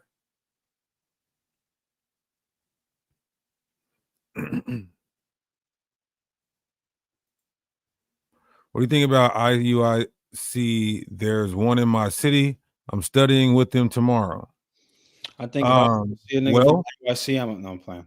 If you're gonna go study with them, just be ready to bring your ID, bring your social security card, bring your birth certificate. They're gonna ask for all that. You're gonna get pat down. Don't bring your burner. Don't bring blower. You're gonna get pat down. And there's nothing wrong with studying with brothers at all. Like, I want to say, family, we are all Israelites. We know we're supposed to love each other. I would hope that I would be able to congregate with IUIC. If I saw them brothers, you know what's crazy, y'all? I was driving home the other day. I think I told you this, Deacon. I was driving home the other day, and I seen a brother with fringes doing some landscaping, doing some yard work. And so I'm like, man, I gotta go say something. So I bust the Yui, and I'm like, yo, Shalom, King. You know, I had to say something. I see the fringes. He said, Shalom, Most High in Christ bless. And then I sped off a little bit, right?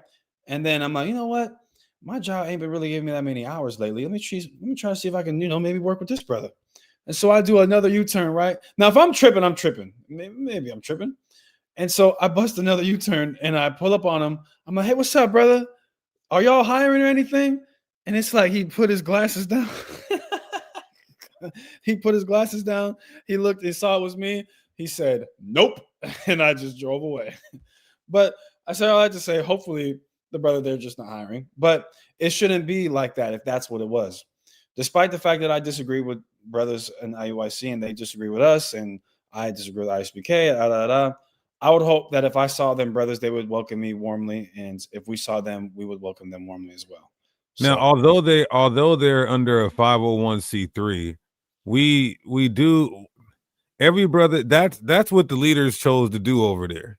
But every brother in there don't have nothing to do with that. You know what I mean? Hey, Shalom, brother. What's going on? Hey, Shalom, Makim.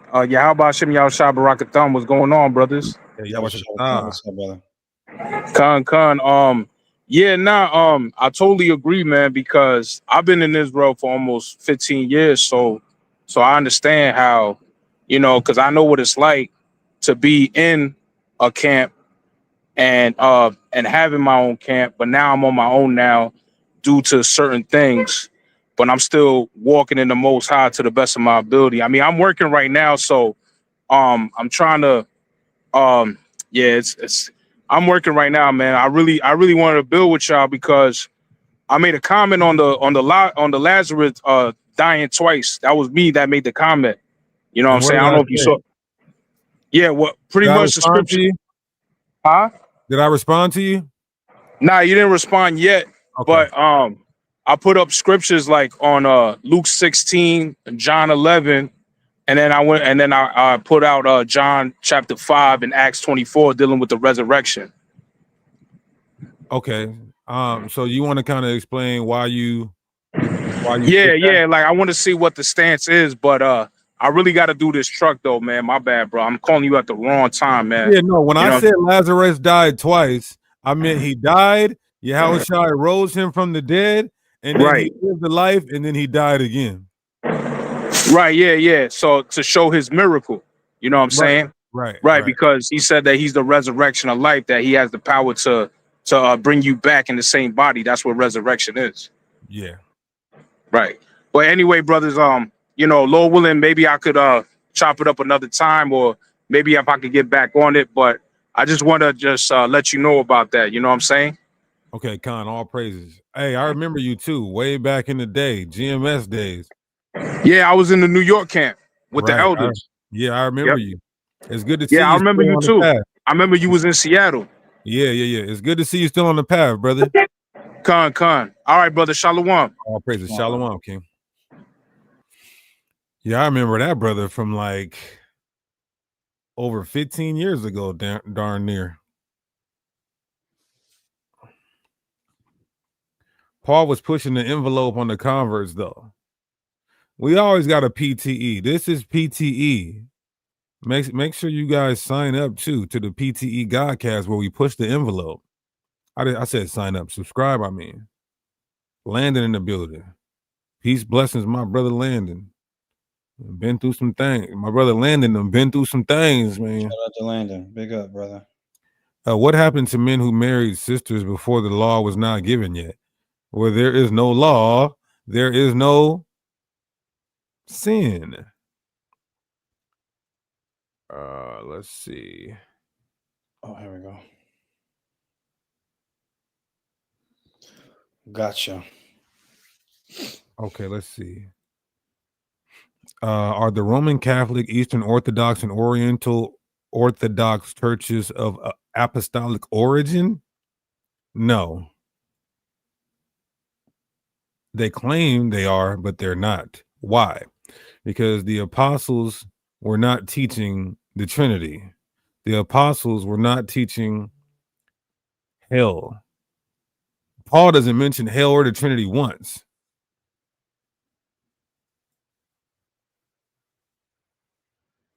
Hey, brother Alex, IOG in the building.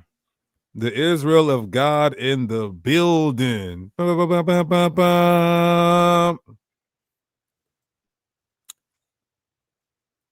Somebody says they're trying to have 3 wives.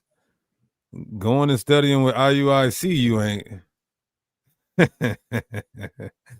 Don't go at IUIC and say that. You're going to get turned around and kicked in your back.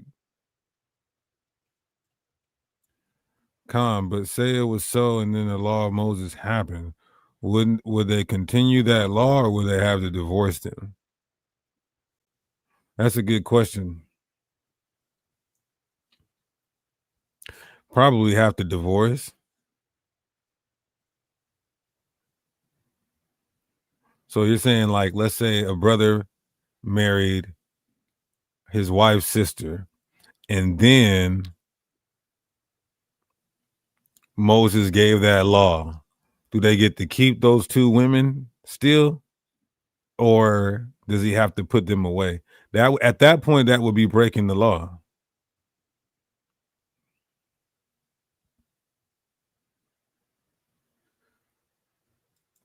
Alex, you said you've been IOG for 25 years. We beat you down so bad. You got kicked out or you left.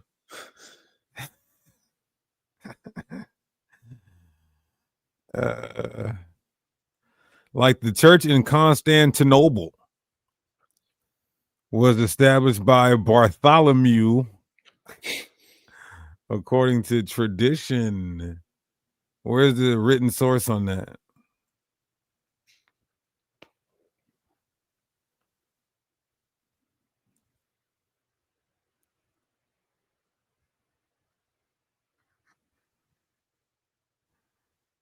All right. Any more questions, comments, or smoke? Pray for the saints. Pray for the Israelites.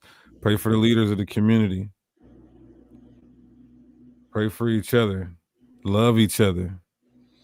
Oh, his name is Really Studied. All right. So we got somebody named Really Studied. What's going on, brethren?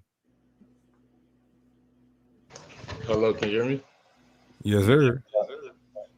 Shalom, shalom, shalom. So I just had a quick question in regards to when the Bible refers to Christ as the second Adam. I was trying to figure out whether or not, like, he's not the second Adam, or the Bible isn't referring to him as the second Adam because, like, through regeneration, right? That's what we believe. Okay. All right. Well, I'm not saying right as in like I had an understanding. I was just some more like asking. Can you kind of break that down and because my understanding of that my thought process on that would have been like if Christ, that would have been that Christ was literally the first Adam too, but then Christ but Adam made a mistake. You understand like my train of thought, like how that would have worked through regeneration? Because don't you get sent back through regeneration? Well, that doesn't make sense either, I guess. Can you just break that down for me a little bit? Are you saying that, there was a time where the Messiah, the spirit of Yahushua, was incarnated and did something wrong during that incarnation? Well, I'm not necessarily. Well, I'll put it like this. Um, like the first time that, like, technically, if my thought process on the regeneration would have been, that wouldn't have technically been the first time that Christ was made flesh, because he was Adam first, you know. But if it was just the spirit of Yahweh Shah that was in Adam, like I don't know. I guess I'm just like, I'm uber confused on like what that's all kind of going into and how that would work.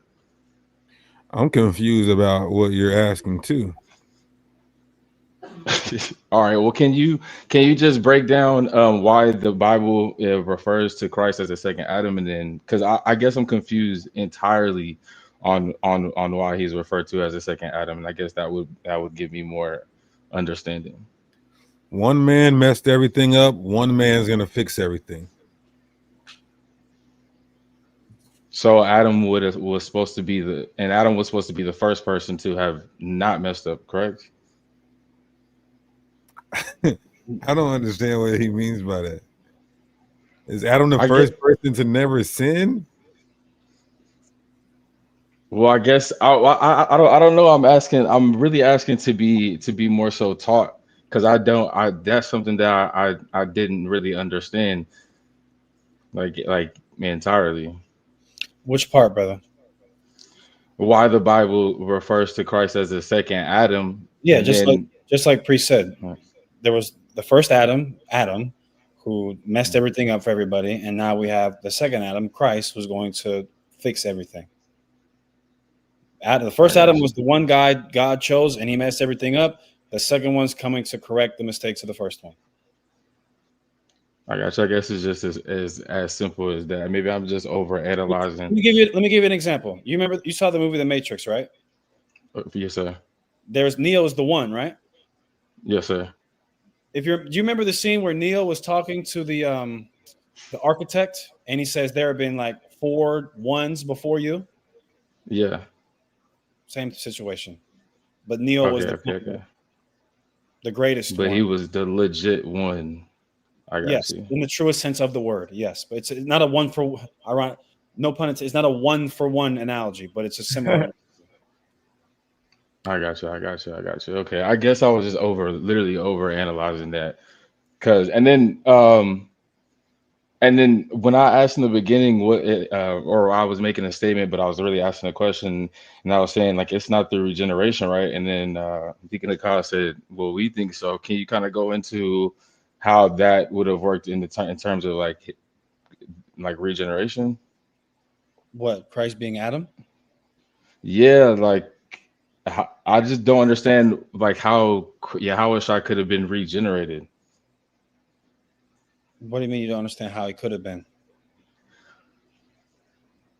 Well, like why so would Yahushua have to be regenerated and into Adam, and then Adam fails, or saying through one man, and then Yahweh sends Yahushua back again? Like I don't but it's Yahushua.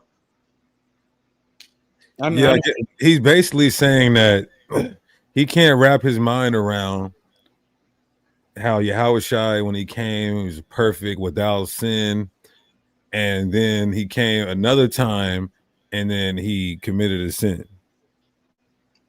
Yeah, and I don't even want to say that he committed a sin. You know what I mean? Like, but yeah, that's essentially what I'm saying. If But like you're I said, saying, if you believe that he was Adam, if you believe that he was Solomon, then that's the stance you would have to take. well, I want to make the correct stance. I don't want to take any stance, especially if I can't even wrap my mind around the concept. But I would just take I'll heed tell to you what this. you're telling me. I'll tell you Yes, this, sir. and you go do your own research. The Yes, sir. fact that Christ is called the Lamb slain before the foundation of the world Yes, sir. lets you know that Adam never had a chance. And the fact that Oh, okay. All now right. It was God's plan for him to fail. let So me that keep Right. going. Right. Okay, go ahead. Come on. Yes, sir. Let me cook. The fact that Yahweh Shai had to go through a brutal crucifixion and beat down shows you that this was something personal. This is something that he had to fix for what he did as Adam. This is why Isaiah 53 said it pleased the Lord to bruise him. It pleased the Lord to bruise him.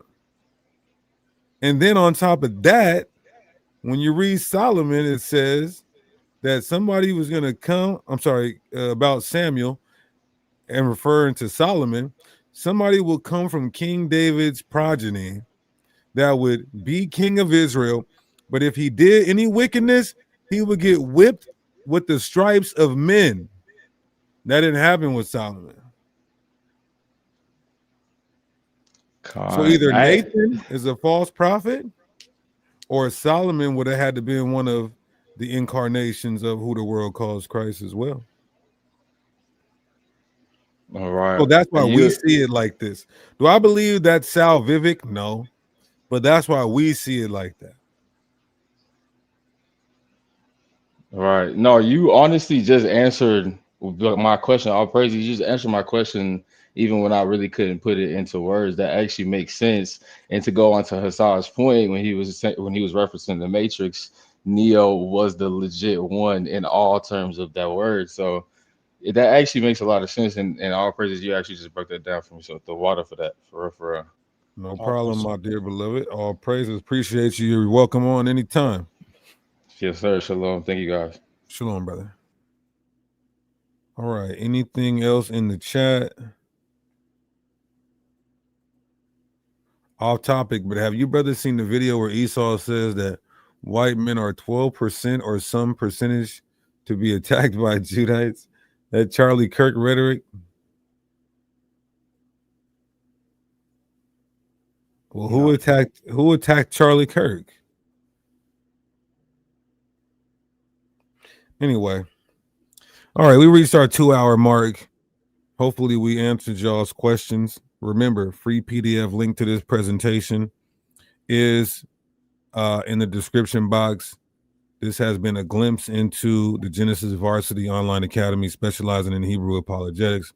We want to say peace, blessings, and love y'all. Put them G's in the chat on the way out. Kwam Yasharala.